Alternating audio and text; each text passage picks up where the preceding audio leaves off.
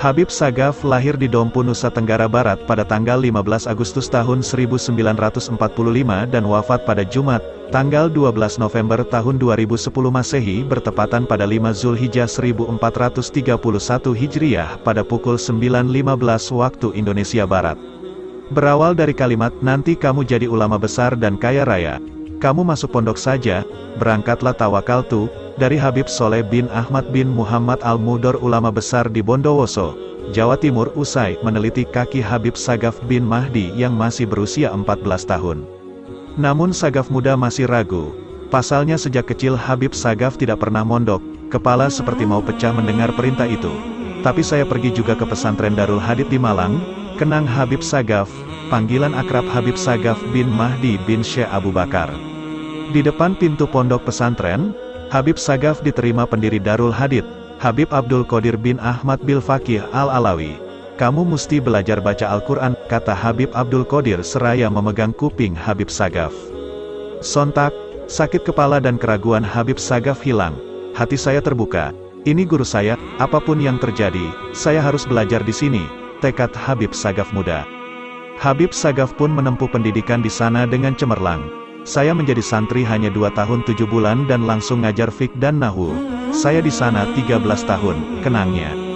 Sepulang dari Malang, Habib Sagaf berguru ke Masjid Sayyidina Abbas di Aljazair selama 5 tahun dan itikaf di Mekah selama 5 tahun. Habib Sagaf juga memperdalam tarekat di Irak. Namun beliau harus kembali ke tanah air. Guru tarekatnya yang beraliran Syaziliyah merekomendasikannya belajar tarekat di Meranggen, Kabupaten Demak ke Syekh Musli Abdurrahman. Karena tarekat Syaziliyah agak sulit di Indonesia, maka saya disuruh ke Meranggen yang beraliran Qadiriyah. Syekh Musli Meranggen itu guru tarekat saya, sebagai ulama ungkap besar, Habib Sagaf. Beliau juga dikenal sebagai seorang wali yang mempunyai banyak karomah. Salah satu karomah yang pernah diceritakan oleh salah satu santri dalam beliau adalah masa itu, setelah hari Idul Fitri tahun 2009, beberapa hari kemudian Habib Sagaf kedatangan tamu dari Madinah. Nama tamu tersebut berjulukan Syekh Jibril. Beliau adalah seorang penjaga makam Rasulullah. Padahal Habib Sagaf tidak kenal sebelumnya dengan orang Syekh. Dikatakan oleh Syekh Jibril yang tiba mengunjungi Habib Sagaf, bahwa kedatangannya semata-mata hanya untuk menawarkan tongkat kepadanya atas perintah Rasulullah dalam perjumpaannya di dalam mimpi. Dan tongkat itu masih ada hingga sekarang. Subhanallah, selain karomah cerita tersebut ada cerita lain, yaitu, pernah pada suatu hari, dikala Habib Sagaf pergi ke Bandung bersama Umi, istrinya, untuk mengurus santri-santrinya semoga sekolah tingginya menerima legalitas dari Kooperatif Bandung. Sesampainya di sana, Habib Sagaf tidak dilayani dengan baik. Rupanya birokrasi di sana sangat berbelit-belit. Habib Sagaf dan istrinya dioper ke sana ke sini hingga hal itu membuatnya murka dan kecewa, dan pulang dengan tanpa hasil. Tatkala dalam perjalanan pulangnya, di tengah jalan keduanya singgah di rumah makan. Belum juga masuk ke daerah makan tersebut, kira-kira jam 3 sore terjadi gempa dahsyat berkekuatan 7,3 skala Richter yang mengguncang Jawa Barat yang berpusat di 142 km barat daya Tasikmalaya, yang mengakibatkan puluhan ribu bangunan rumah, gedung pertokoan rusak. Bahkan terjadi longsor di Cianjur yang mengakibatkan 11 rumah tertimbun. Peristiwa ini terjadi pada tanggal 2 September tahun 2009. Tak usang sehabis gempa berhenti, Abah ditelepon bagian Kooperatif Bandung yang hendak meminta maaf kepadanya. Subhanallah, itulah wali Allah, bila mana ada yang menyakitinya maka Allah akan murka kepada orang yang menyakiti kekasihnya. Selain itu, kewalian Habib Sagaf diakui oleh Nabi. Hal ini berdasarkan satu riwayat, bahwa salah seorang teman Habib Sagaf pernah merasa ragu akan kewaliannya Habib Sagaf. Dia sudah mengunjungi para habaib dan kiai yang dikatakan waliullah dan merasa kagum pada mereka. Sedangkan menurutnya, kelebihan Habib Sagaf hanya sebatas memberi makan orang banyak saja. Suatu hari, orang tersebut umrah, terlintas kembali keraguan akan Habib Sagaf di depan makam Rasulullah. Tiba-tiba muncul bunyi tanpa rupa seraya berkata, "Dialah Habib Sagaf, ialah wali kutub pada zaman ini." Mendengar suara tersebut, dia tercengang. Sepulang dari umrah dia eksklusif mengunjungi Habib Sagaf dan menceritakan semua tragedi itu. Dan Habib berpesan padanya, "Jangan engkau buka cerita ini kecuali saya sudah tidak ada, wafat." Maka sampailah kisah ini sehabis Habib Sagaf wafat. Sebenarnya masih banyak lagi yang belum diceritakan antara lain. 1. Habib Sagaf meminum muntahan gurunya. yang pada waktu itu yang di Habib Sagaf adalah nur atau cahaya. 2. Habib Sagaf uzlah di dalam kamar selama 5 tahun. Setiap malam didatangi Rasulullah hingga kasyafnya terbuka. 3. Habib Sagaf sanggup membeli batu-batu mulia dari Nabi Khidir. 4. Habib Sagaf ketika ziarah di makam aulia, atau para wali, pintu makam wali tersebut terbuka sendiri dan ketika tahlil nisannya ikut bergoyang.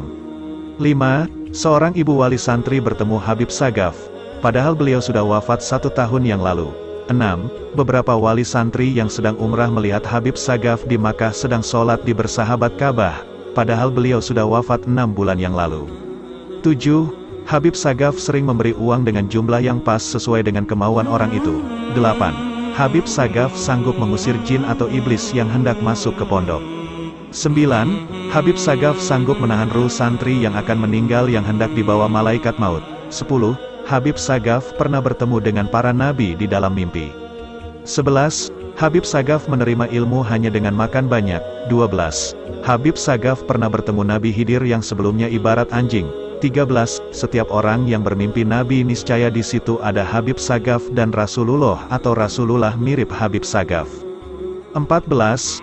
Habib Sagaf pernah pergi bersama Habib Hussein, putra Habib Umar bin Muhammad bin Hud al-Atos, seharian penuh keliling-keliling kebunnya, padahal cuma 1 jam. Sehabis Habib Umar bin Muhammad bin Hud al-Atos meninggal, Habib Sagaf disuruh menggantikan kedudukan makomnya tapi Habib Sagaf menolak.